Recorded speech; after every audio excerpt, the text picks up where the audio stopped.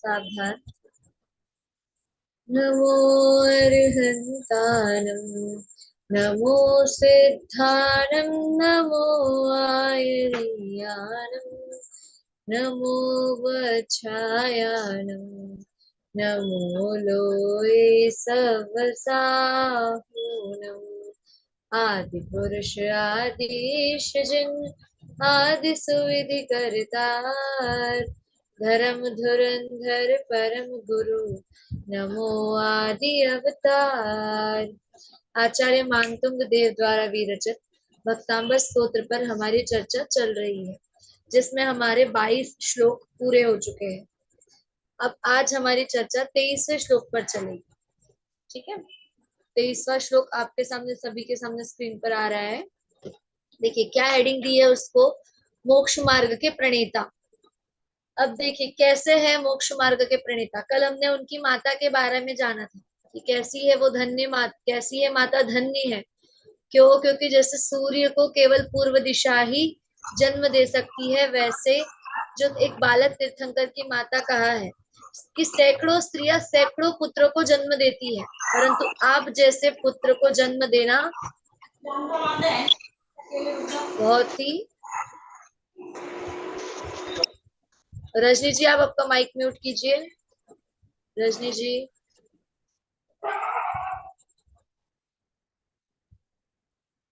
चलिए देखिए। तो अब यहाँ आगे क्या है, मोक्ष मार्ग के प्रणेता बता रहे हैं कि कैसे है जिनेन्द्र देव मोक्ष मार्ग के प्रणेता है, अर्थात मोक्ष मार्ग को बतलाने वाले हैं, है ना। नेता कहा है, मोक्ष मार्ग के प्रणेता। नेता क्या करता है, एक हेड हो जाता है और वो अपने को मार्ग बताता है कि आपको ऐसा करना है, ऐसा करना है। अब यही यहाँ पर आएगा। आप में से किसी को तत्वार्थ सूत्र जी का मंगलाचरण याद है? तत्वार्थ सूत्र जी का मंगलाचरण। जी रेणु जी जी दीदी, बोलिए। मोक्ष मार्गस्य नेतारं भेत्तारं कर्म भूभृतां ज्ञान आपका माइक म्यूट हो गया। तद्गुण लब्धये वंदे तद्गुण लब्धये। देखिए इसको याद रखिएगा। अभी श्लोक को एक बार पढ़ने के बाद हम फिर इसकी चर्चा पे आएंगे कि ये आपसे क्यों पढ़ा है। ठीक है, चलिए अब बढ़ते हैं श्लोक की तरफ। रजनी जी आपको श्लोक दिख रहा है? 23 नंबर का श्लोक पढ़िए आप।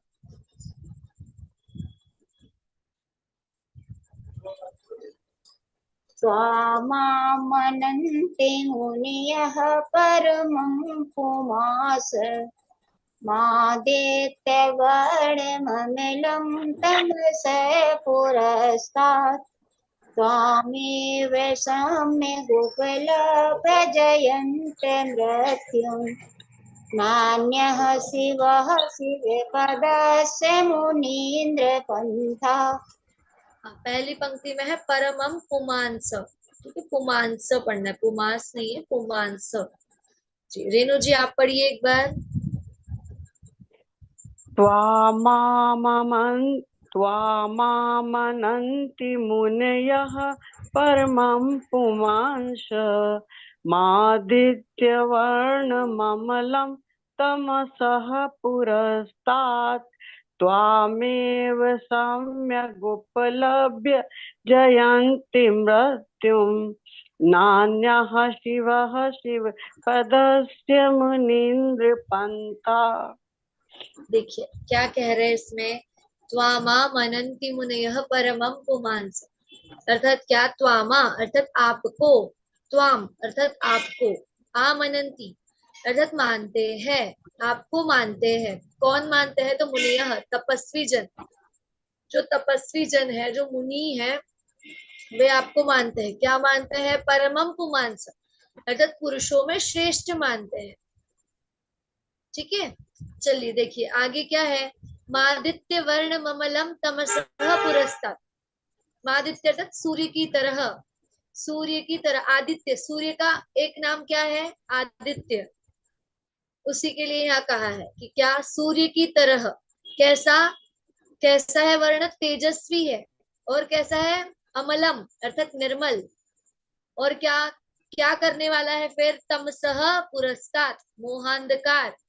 जो तमसः कह रहे हैं उसे अंधकार, तो कौन सा अंधकार? जो मोह रूपी अंधकार है वो, उससे कैसा? पुरस्तात्, दूर रहने वाले हैं। जो मुनिजन है, जो वो क्या आपको क्या मानते हैं? पुरुषों में श्रेष्ठ मानते हैं।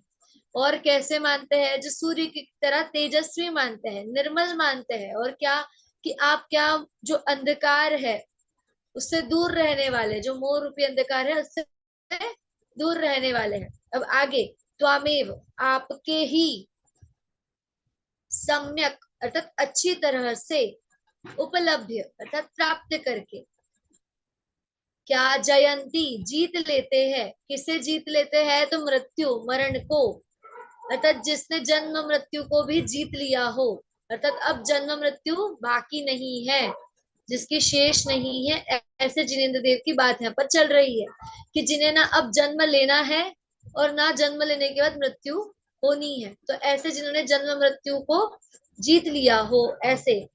और क्या? नान्य, नहीं है कोई दूसरा।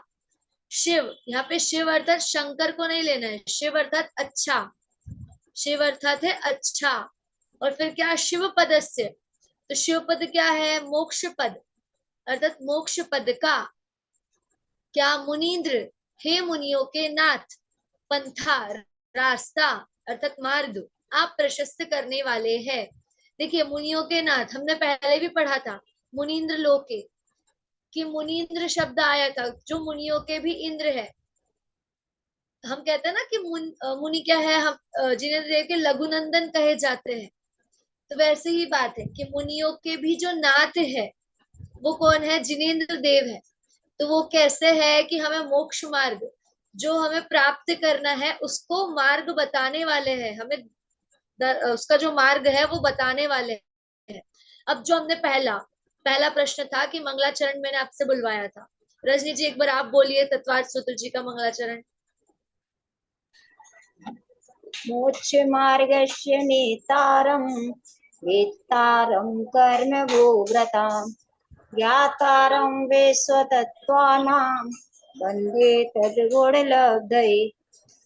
देखिए क्या कहा? वंदे तद्गुण लब्धे, अर्थात जिन जिन जिनमें ये तीन गुण, जो पहले तीन पद आए हैं, उन तीन पद, वो जो तीन पद के धारी होंगे उनको हम वंदन करते हैं। किसी व्यक्ति का नाम नहीं लिया कि इस व्यक्ति को मैं नमस्कार करता हूँ, ऐसा नहीं कहा। क्या? कि जो इन तीन गुणों के धारी होंगे। क्या? सबसे पहला क्या कहा रेणु जी? मोक्ष दीदी मार्गस्य हितोपदेशी, नेतारम। हितोपदेशी। हाँ, मोक्ष मार्ग से नेतारम, अर्थात मोक्ष मार्ग के जो मैं मार्ग बताने वाले हैं वो हितोपदेशी हो जाएंगे।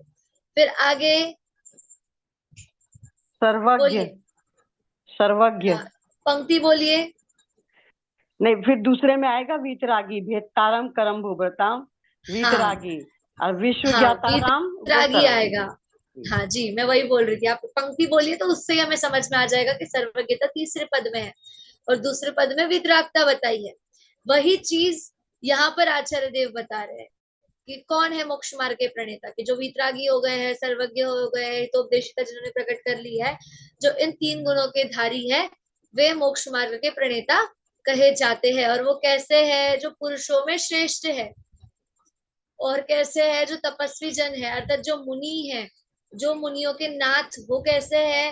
पुरुषों में श्रेष्ठ है, सूर्य की तरह तपस्वी, निर्मल कहे गए हैं। अर्थात क्यों निर्मल कहे गए हैं? क्योंकि राग द्वेष शेष ही नहीं है अब। और कैसे? तीनों लोगों को जानने वाले हैं, अर्थात अब कोई जानने के लिए शेष भी नहीं बचा है, कुछ भी जानने के लिए बचा हुआ नहीं है। और क्या? केवल एक मोक्ष पद की ही चाह है। तो हम पढ़ते हैं ना बाल बोध वगैरह में भी कि सच्चा सुख किसे कहते हैं? तो जो पंच परमेष्टि द्वारा बताया हुआ मार्ग है उस पर जो चलता है उसे ही सच्चा सुख प्राप्त होता है। तो जब हम जो इन्होंने प्राप्त कर लिया है, जिन्होंने जो चीज प्राप्त कर ली है उसी के मार्ग पर हम चलेंगे, तभी तो हम भी वैसा सच्चा सुख प्राप्त कर सकेंगे। तो वही बात यहाँ पे कह रहे हैं। देखिए सरलार्थ देखते हैं।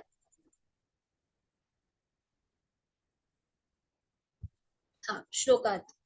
हे मुनीन्द्र, साधु मुनियों के समूह आपको परम पुरुष मानते हैं। देखिए परमम पुमांस आया ना, कि जो मुनि आदि के समूह है, जो तपस्वी जन है, वो आपको कैसे परम पुरुष मानते हैं, अर्थात श्रेष्ठ मानते हैं, क्योंकि आप राग द्वेष रूपी मल से रहित होने से निर्मल है।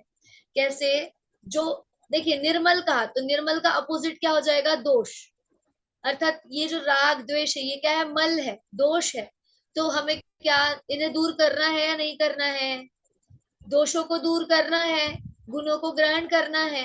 तो वैसे ही जो हम सुबह सुबह शरीर पर लगी हुई गंदगी को भी साफ करते हैं, वैसा ही जो इस आत्मा को गंदा कर रहा है, जो राग द्वेष रूपी मैल गंदा कर रहा है, तो उसे क्या हमें नष्ट करना है, ताकि जो निर्मल है, पवित्र आत्मा है, आत्मा तो देखिए सदा ही पवित्र है, वो कभी गंदा हुआ ही नहीं, कभी मैला हुआ ही नहीं है।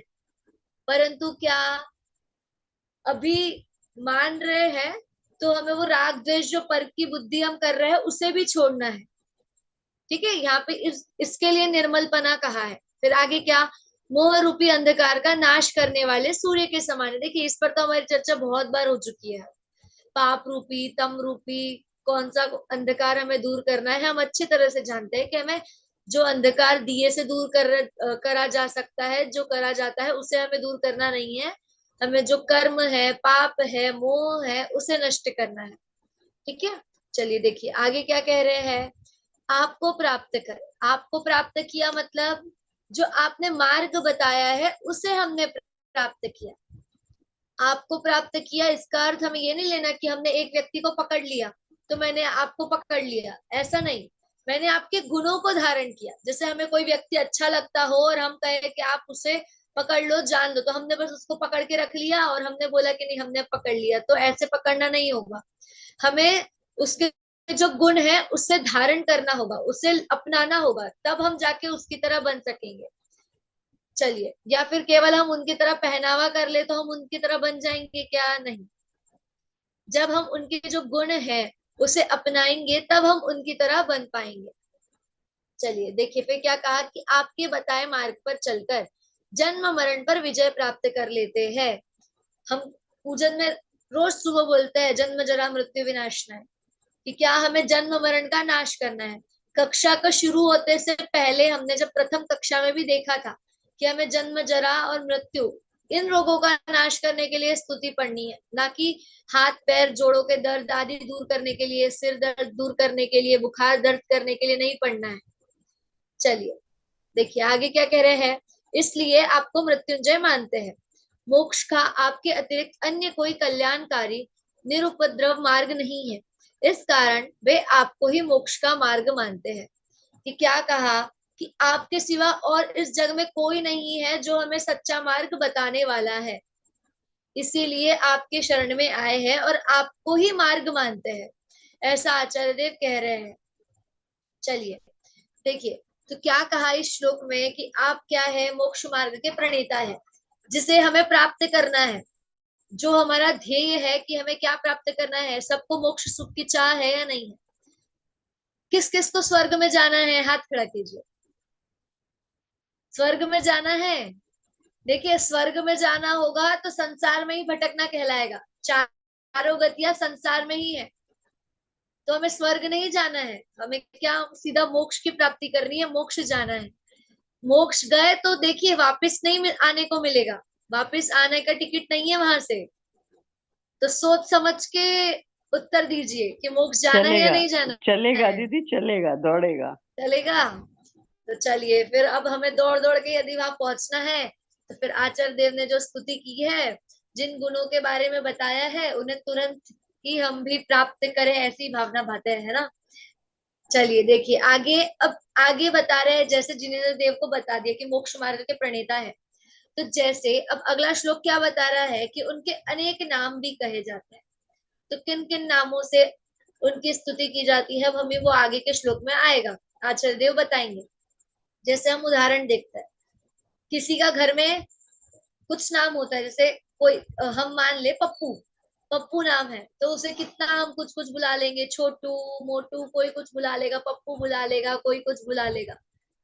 सब मतलब बच्चा एक ही है, परंतु उसे कोई राजा बेटा बुला रहा है, कोई छोटू बुला रहा है, कोई पप्पू बुला रहा है, तो क्या व्यक्ति बदल गया क्या? नहीं, नाम अलग अलग हुए हैं परंतु वो बता किसको रहे हैं? एक पप्पू को ही बता रहे हैं। वैसी ही बात है अब, कि जिनेंद्र देव है, फिर भले ही उन्हें ब्रह्मा कहो, विष्णु कहो, महेश कहो, अभी जो आगे नाम आएंगे, अनंत कहो, एक कहो, विभूत कहो, कुछ भी कहो, परंतु बात किसकी? एक जिनेंद्र देव की ही की जा रही है। देखिए, मेरी भावना आदि में पंक्ति आती है ना, बुद्ध वीर जिन हरिहर ब्रह्मा या उनको स्वाधीन, कि क्या कुछ भी कहो, बात तो किसकी हो रही है? एक जो ईश्वर है, जो एक जिनेंद्र देव है, उनकी ही चल रही है। वैसी ही बात अब आचार्य देव यहाँ पर कर रहे हैं। देखिए, हर एक स्तुति में आपको स्तुति कहीं ना कहीं तो जोड़ मिल ही जाएगा। जैसे हमने इस स्तुति में, भक्तांबर स्तोत्र में, कितनी स्तुतियों को, कितनी भक्तियों को याद कर लिया है। हर इसमें आपको मटेरियल एक ही मिलेगा, हर इसमें जो बात है, जो जो निचोड़ है, जो रस है, वो तो सब में एक ही परोसा है।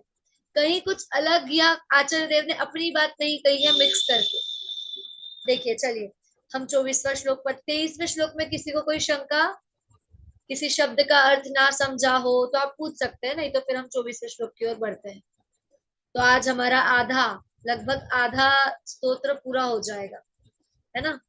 देखिए, आज शुद्ध पंचमी का पावन दिन, और हमारी आज आधा स्तोत्र भी पूर्ण होने को आ गया। चलिए देखते हैं फिर 24वां श्लोक। रेणु जी पढ़िए 24वां श्लोक।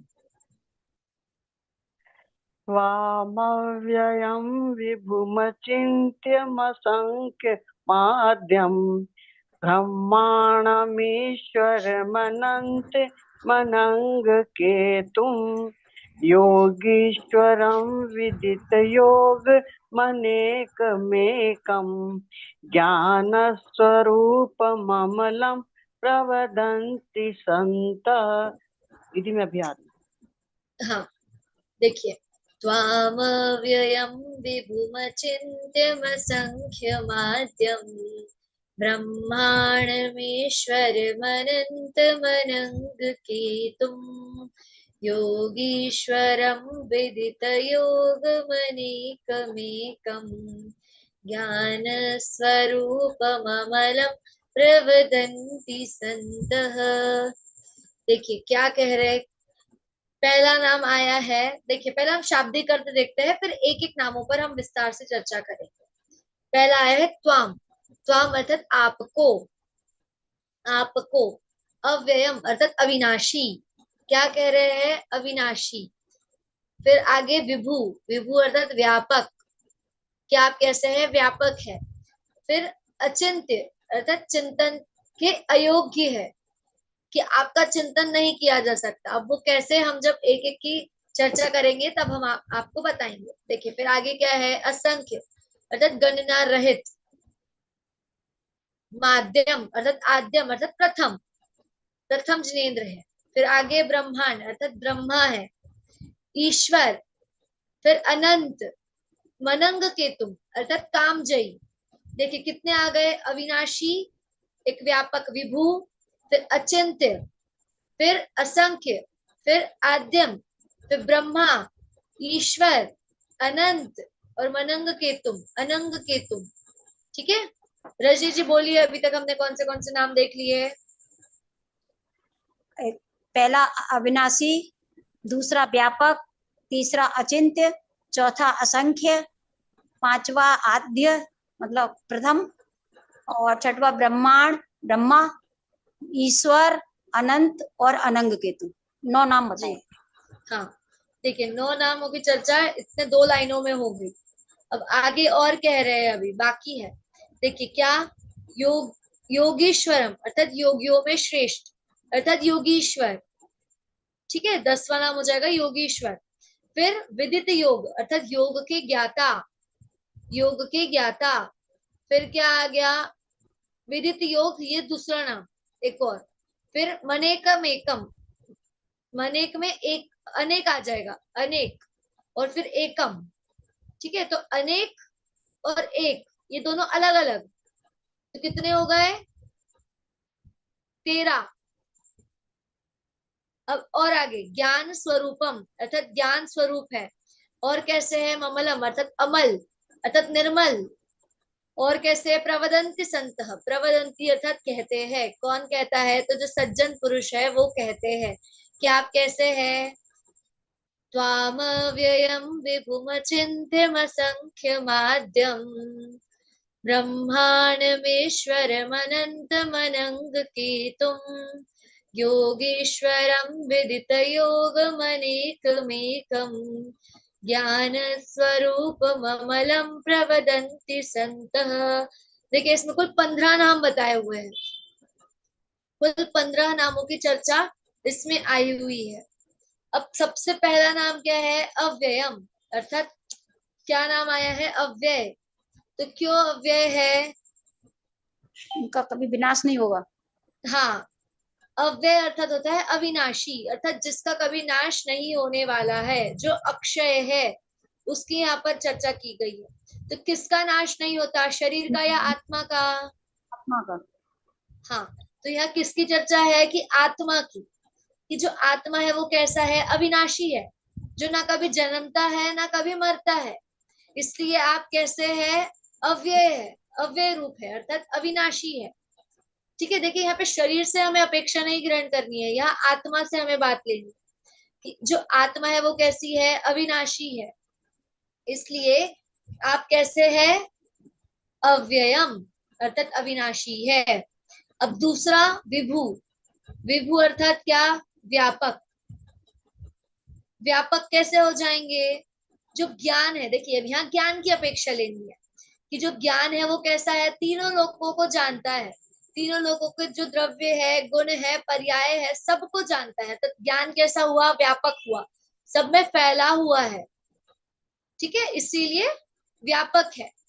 अब तीसरा क्या है? अचिंत्य अर्थात चिंतन के अयोग्य। अर्थात यहाँ पे क्या कह दे रहे हैं कि आप चिंतन में आ ही नहीं सकते, चिंतन का विषय बन ही नहीं सकते। तो क्यों? किसी को ये प्रश्न हो जाए यदि, क्यों चिंतन का विषय क्यों नहीं बन सकते? हम तो चिंतन करते हैं ना, ध्यान करते हैं, पर यहाँ ऐसा आ गया कि अचिंत्य। हाँ जी, बोलिए रजनी जी। चिंतन का विषय इसलिए भी तो हो सकता है कि आपके गुण इतने हैं, उनका चिंतन नहीं कर सकते। देखिए यहाँ पर अपेक्षा हमें लेनी है जो मन है और जो शुभाशुभ भाव है, जो विकल्प यहाँ पे विकल्प खड़े किए जा रहे हैं, तो उन विकल्पों के द्वारा हम आपका चिंतन नहीं कर सकते, ऐसी बात यहाँ लेनी है। कि जो विकल्प है ना, जो मन की कल्पनाएं होती है, जो शुभाशुभ भाव हो रहे हैं, ऐसे जो विकल्प खड़े हैं, इन विकल्पों से आपका चिंतन नहीं किया जा सकता कि आप अच्छे हैं बुरे हैं। हम जो ऐसे विकल्प खड़े करते हैं, इनसे आपका चिंतन नहीं हो सकता। ठीक है, ऐसे इसलिए बताया है। और आपका चिंतन कैसे होगा? जब हम स्व संवेदन कर लेंगे, उस ज्ञान से ही आपका चिंतन वास्तविक चिंतन हो सकता है। ऐसा यहाँ पे हमें जो अचिंत्य यह विशेषण दिया है उससे जानना है। फिर आगे क्या कहा? अनेक। अनेक कैसे होगा? देखिए सरलार्थ निकालिए, श्लोकार्थ निकालिए पीडीएफ में, उसमें दिया है, मतलब एक एक लाइन में बहुत ही शॉर्ट में दिया है। देखिए जी, अचिंत में असंख्य आएगा ना, अचिंत के बाद? हाँ, देखिए असंख्य क्या दिया कि गुणों की गणना नहीं हो सकती, इसीलिए असंख्य है।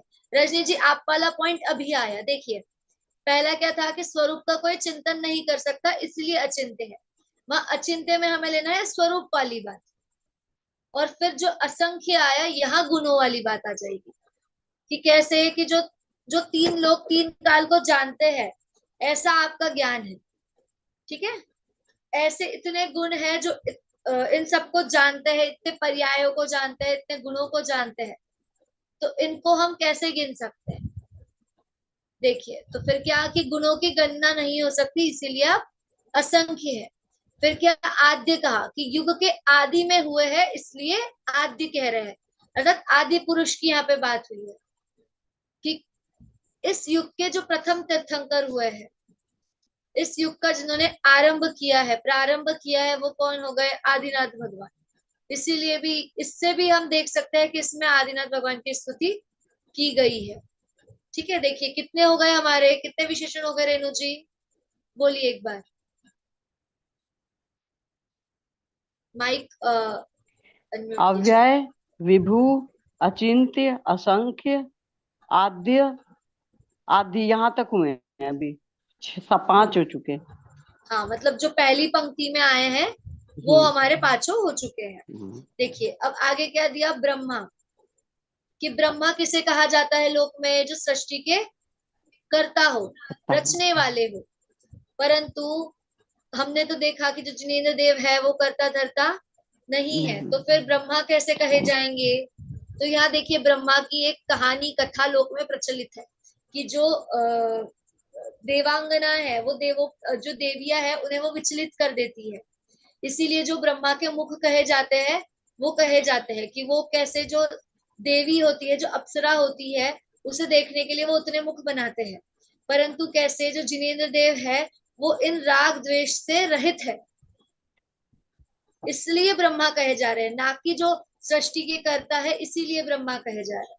ठीक है, हमें अंतर समझना है कि लोक में ब्रह्मा किसे कहा जाता है, परंतु ब्रह्मा का वो स्वरूप नहीं है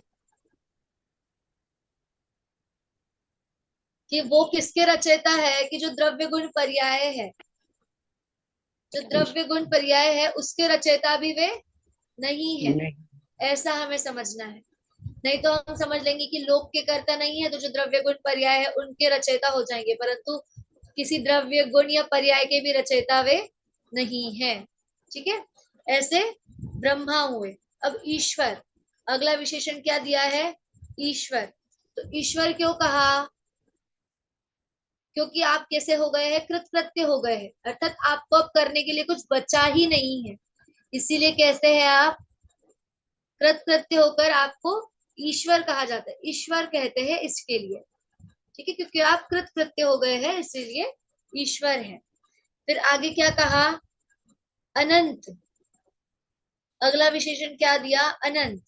तो अनंत क्यों कहा, क्योंकि आप अनादि काल से है और अनंत काल तक रहेंगे, इसलिए अनंत कहा है। और प्रत्येक द्रव्य का जो स्वभाव है वो कैसा है, स्वरूप कैसा है, कि जो अनादि अनंत स्वरूप बताया है प्रत्येक द्रव्य का, कैसा बताया है, अर्थात रजनी जी आप भी आपकी आत्मा भी कैसी है, अनादि अनंत है। ये तो अभी पर्याय अपेक्षा से बात कही जा रही है रजनी जी, है ना, हम जो नाम कह रहे हैं पर्याय अपेक्षा से कही जा रही है, परंतु जो आत्मा है वो कैसी है, अनादि अनंत है, जिसका ना जन्म है ना मरण है। ठीक है, देखिए आगे क्या है फिर, अनंग केतु।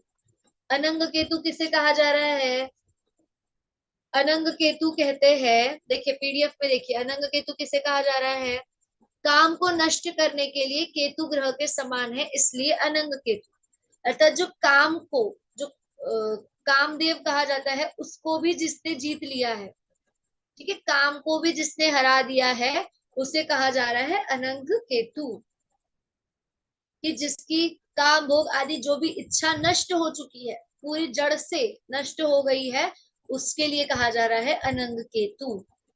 कितने विशेषण हो गए अभी हमारे, टोटल 9 विशेषण, है ना, 9 विशेषणों पर हमारी चर्चा अभी तक चली है। किसी को कोई शंका इन 9 विशेषणों में, चलिए फिर मैं 9 में से किसी एक विशेषण के बारे में पूछ लेती हूँ। ठीक है, चलिए ईश्वर क्यों कहा है, रजनी जी बताइए, ईश्वर क्यों कहा, ईश्वर कहा दीदी, वो किसी के कर्ता धर्ता नहीं है, कृतकृत्य हो गए हैं कुछ करने। जी बहुत बढ़िया। रजनी जी विभू क्यों कहा है, रेणु जी, क्योंकि केवल ज्ञान तीनों लोकों में फैला हुआ है, इसलिए उनको विभु विभु कहा है। जी बहुत बढ़िया। देखिए आज हमारी 9 कितने टोटल 9 जो नाम का है, जो विशेषण का है, उन पर चर्चा चल चुकी है, और अभी इस श्लोक में ही नहीं बल्कि अगले श्लोक जो 25वां श्लोक आएगा उसमें भी और नाम बताए हैं। इस श्लोक में टोटल 15 हमने विशेषण देखे, कितने, 15। 15 और जी, अभी 15। आगे और आगे अभी और 1 2 3 4, अभी और 3 आगे आने वाले हैं, उसमें फिर से ब्रह्मा है, यदि उसको गिने तो 4 हो जाएंगे, परंतु 3 और नए विशेषण आने वाले हैं जिन पर हम कल की क्लास में चर्चा करेंगे। आगे के जो विशेषण हमारे इस श्लोक के रहे हैं उसको, और जो आगे का श्लोक है उनको। ठीक है, चलिए आज की क्लास को यही समाप्त करते हैं। दीदी दीदी कल के प्रश्न, उनके हाँ, कल उत्तर। के प्रश्न हम्म। आप में से कौन देना चाहेगा? आप प्रेजेंट कीजिए। रजनी जी बोलिए, चलिए। दीदी आपने एक बीच सेन पूछा था ना, बीच सेन का आंसर। हाँ, विक्षितेन का अर्थ पूछा था 21 नंबर के श्लोक में से। बीच सेन का वो है 21 नंबर के श्लोक का। और देखे गए मतलब जो अभी तक देखे गए हैं, इसलिए इस तरह देखे गए का आंसर है। और 22वें श्लोक का उदाहरण दिया गया था, मतलब तीर्थंकर की माँ का। जिस तरह एक पूर्व दिशा ही सबसे उत्तम है, उसी तरह तीर्थंकर की माँ ही एक सबसे उत्तम है। बाकी 100 नारियां 100 पुत्रों को जन्म दी। हाँ, तो इसमें उदाहरण क्या, जो सूर्य का आ जाएगा पूर्व दिशा का, वो पूर्व हो दिशा। जाएगा कि जैसे सूर्य को पूर्व दिशा ही जन्म देती है वैसे। ठीक है, बहुत सुंदर। चलिए फिर आज के प्रश्न हम देते हैं। आज के प्रश्न भी है। पहला प्रश्न है कि 24 नंबर के श्लोक में कितने विशेषण बताए हैं। ठीक है, आपको बताना है टोटल कितने विशेषण बताए हुए हैं। और एक प्रश्न है, हम 23 नंबर के श्लोक में से लेते हैं कि मुनीन्द्र का अर्थ क्या होता है। ठीक है, बिल्कुल एक शब्द में आपको उत्तर देना है कि मुनीन्द्र का अर्थ क्या होता है। चलिए। दीदी अभी बता दे। नहीं नहीं, अभी नहीं बताना, ये कल के लिए प्रश्न है। ठीक है, दीदी दीदी चलिए एक साथ बोलिए, जय जय जी। जी। आज तो जिनवाणी स्तुति कर लेते हैं दीदी, श्रुत का दिन है आज। हाँ, आप ले लीजिए, चलिए। निज निधि रजनी जी आप करेंगे? आप कर लीजिए रजनी जी। जी बोलिए।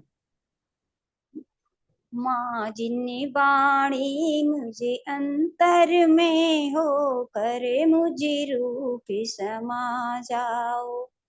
सहज शुद्धि ध्रुवी ज्ञायक प्रभु की प्रभुता प्रति क्षण प्रगटा।